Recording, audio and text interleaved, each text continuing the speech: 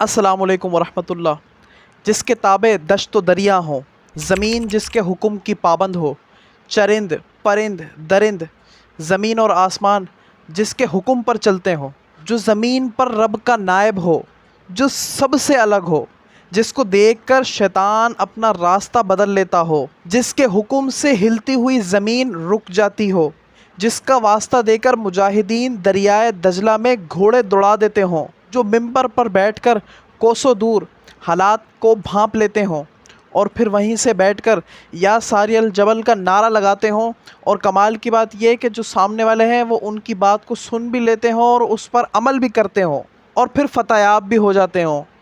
ऐसी शख्सियत जो मुराद नबी भी हो, मुरीद नबी भी हो, दामाद अली भी हो, शहीद मिंबर व महराब भी हो, इमाम आदिल भी हो, खलीफा दोम भी हो, अशरा मुबशरा भी हो, मुहद्दिस भी हो, मुफस्सिर भी हो, फ़ातिह रूम व ईरान भी हो, वो शख्सियत जिसने 22 लाख कमोबेश मुरब्बा मील पर हुकूमत फरमाई,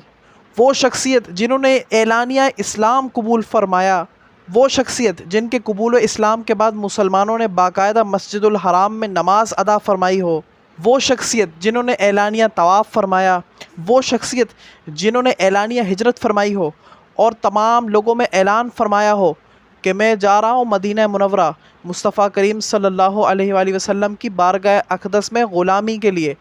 अब अगर किसी ने अपनी बीवी बेवा करवानी हो या अपने बच्चे यतीम करवाने हो तो वो मेरे मुकाबले में आ सकता है। वो शख्सियत जिन्होंने रियासत मदीना की बाकायदा तश्कील दी, वो शख्सियत जिन्होंने बैतुल माल कायम फरमाया, वो शख्सियत जिन्होंने अदालतें बनवाई, वो शख्सियत जिन्होंने काजी मुकर्रर फरमाए, वो शख्सियत जिन्होंने मुसलमानों की बाकायदा फ़ौज बनाई, उनके वजीफ़े मुकर्रर फरमाए, फ़ौजी छावनियाँ बनाई, जेल खाना जात और पुलिस के बाकायदा महकमे बनाए। आप ही वो शख्सियत हैं जिन्होंने सबसे पहले जोग्राफियाई पैमाइश करवाई।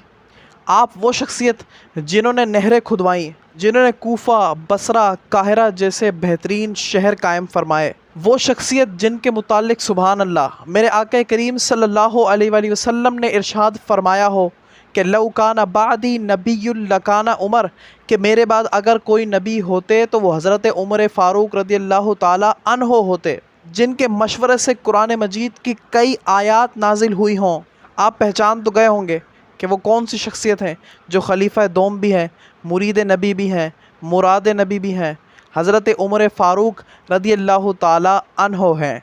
आप रदियल्लाहु ताला अन्हो ना सिर्फ इमामत और सियासत के मालिक थे बल्कि फ़ौज के कायद भी थे, जनरल भी थे, मुहद्दिस भी थे, मुफस्सिर भी थे, मुजाहिद भी थे। आप रदियल्लाहु ताला अन्हो वो शख्सियत हैं जिनसे हुज़ूर सल्लल्लाहु अलैहि वसल्लम मुशावरत फरमाया करते थे और जो मशवरा आप रदियल्लाहु ताला अन्हो हुज़ूर पाक सल्लल्लाहु अलैहि वसल्लम की बारगाह अक़दस में पेश फरमाया करते, आपके मशवरे के मुताबिक कुरान मजीद की आयात नाजिल हुआ करती। अज़वाज मुतहरात के पर्दे, कैदियान बदर, मकाम इब्राहीम पर नमाज, हुर्मत शराब,